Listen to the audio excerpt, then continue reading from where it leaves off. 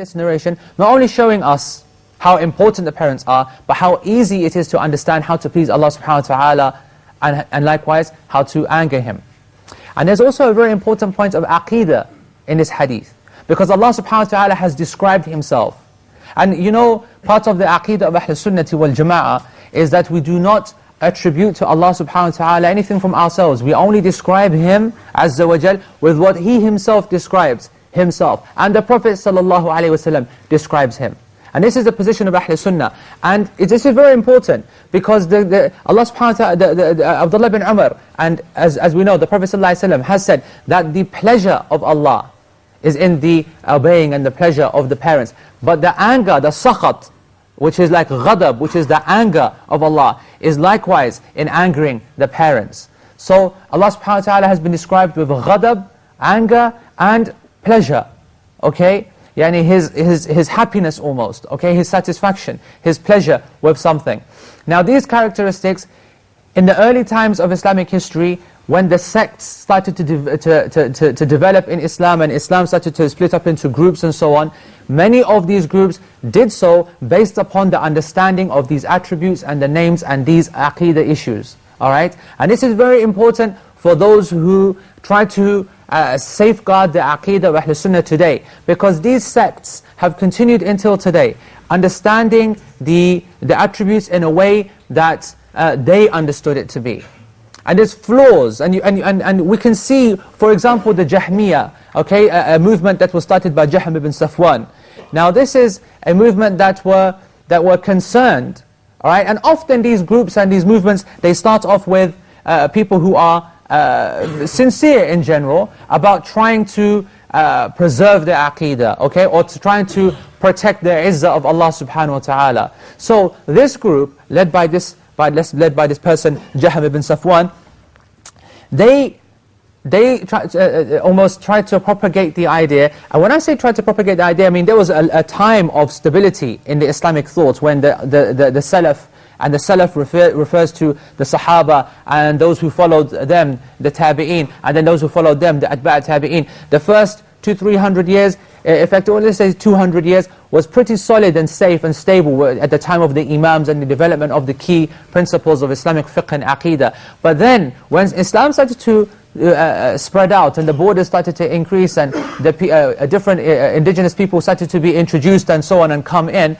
we find that in the introduction of such things such as Greek philosophy and ideas of rationale and logic, once that started to take place and take shape in the minds of the Muslims, we found that they, not only in their attempt to try and refute that and protect their aqeedah, but at the same time, they took on some of these ideas. It obviously colored their mind. Just like today, just like our Islam today, it is very much colored by our exposure to the society and the people and the academics and the scientific mind. And that's why sometimes when we look at the Qur'an and so on, if our iman is weak, then we start to have these doubts about when we look at something and it seems to be scientifically non-true.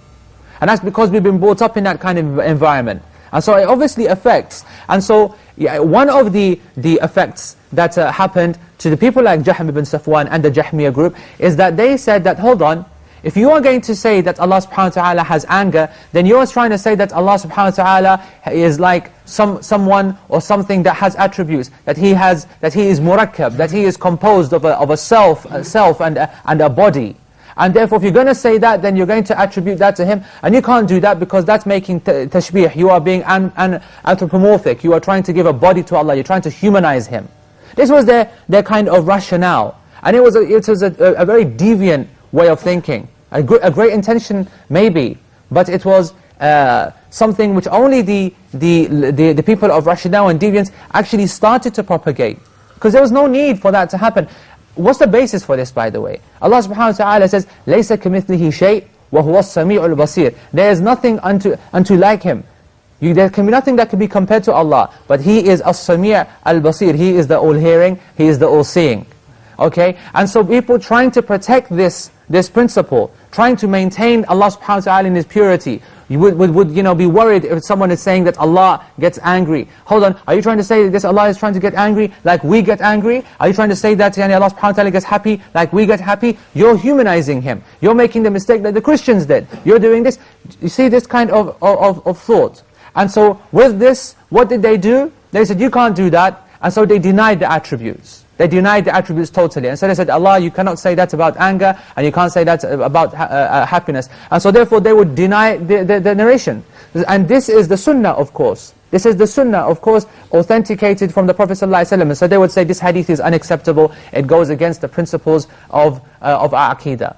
Okay? And then other groups did things similar, such as the Mu'tazila, the rationalists. Okay? They would do something very similar. They would look and compare the ideas that were being propagated or even told to them in hadith, and they would think about it.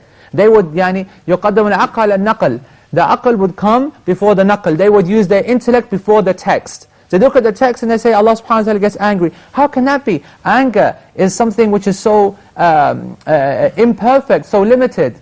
And so therefore they would say, that can't be the case. And so some of them would deny, and some of them would make ta'wil. Ta'wil means to reinterpret it and say, actually, his anger is not like this. Actually, it's his intention to become angry and not the actual real anger itself. And it starts to get really mixed up with playing around with the sifat, the attributes of Allah subhanahu wa ta'ala.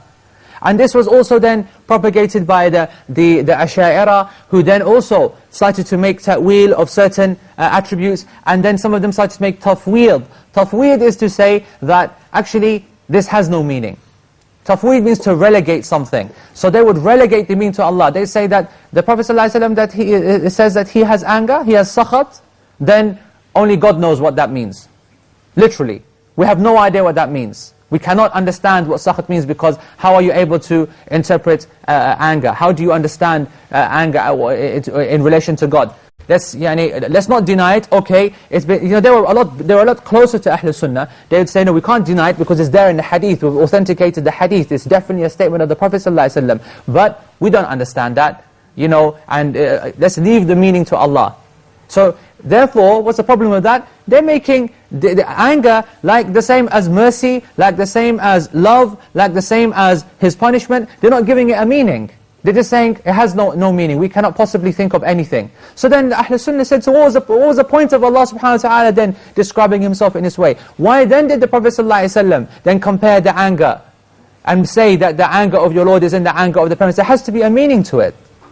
And so now you can come closer to Ahl Sunnah's position. And Ahl Sunnah say to the rest of these sects, and they said from the beginning and they say it now, let's stick to the way of the Sahaba. Don't put your head between a rock and a hard place for nothing. Why are you causing yourself such problems for? But look, the Prophet ﷺ said this, and let's just accept it. You know what ghadab means, I know what ghadab means. You know what sakhat means, I know what sakhat means. Let's not go into it and try to understand the kayfiyah and the exact nature of that. We understand what anger is, but we are not able to appreciate the exact nature of Allah's anger. But we know that He has anger, and we know that He is pleased. And we know, and this continues, this is just the two characteristics from this hadith. We know that He is astonished, as the Prophet ﷺ explains some hadith. And we know that sometimes He acts out of shyness. Now we can't understand this shyness compared to our understanding of shyness. لَيْسَ كَمِثْلِهِ شَيْءٍ وَهُوَ السَّمِيعُ الْبَصِيرُ. There is nothing unto like Him. And He is as-Sami' al-Basir. So we have to remember this principle overriding the understanding of Ahl Sunnah. We don't want to apply our understanding, our imperfection of the ideas of anger and attributes upon Allah subhanahu wa ta'ala. You can see that the Asha'ira, they were saying, for example, hold on, how can you attribute the principles of anger? And what is anger? Anger is rage, and your blood starts to boil, and so on and so on. How can you say that Allah, His blood boils, and so on and so on? Ahl Sunnah said, why are you attributing our understanding of the consequences of anger to Allah? This is illogical, and has no basis, and there's no need for you to do that. Because we are, the Asha'ira were told, they are effectively putting their understanding of the consequences of human anger upon Allah subhanahu wa ta'ala. So you can see, you can automatically, the area of Aqidah is very delicate, very sensitive. And that's why Ahl Sunnah followed a very, very beautiful way, a very safe way. They said that the way of our Aqidah should be the way of the Salaf, i.e. the way of the Sahaba and the Tabi'in, Atba' Tabi'in, who didn't delve into the kayfiyah, who didn't delve into the exact workings of these asma wa sifat, these names of Allah and His attributes, but rather they affirmed them. We affirm them. If the Prophet ﷺ says that Allah subhanahu wa ta'ala is like this, then we say Alhamdulillah, we accept it like that. And Allah subhanahu wa ta'ala describes Himself like so in the Qur'an, and then that is the way of Ahlul Sunnah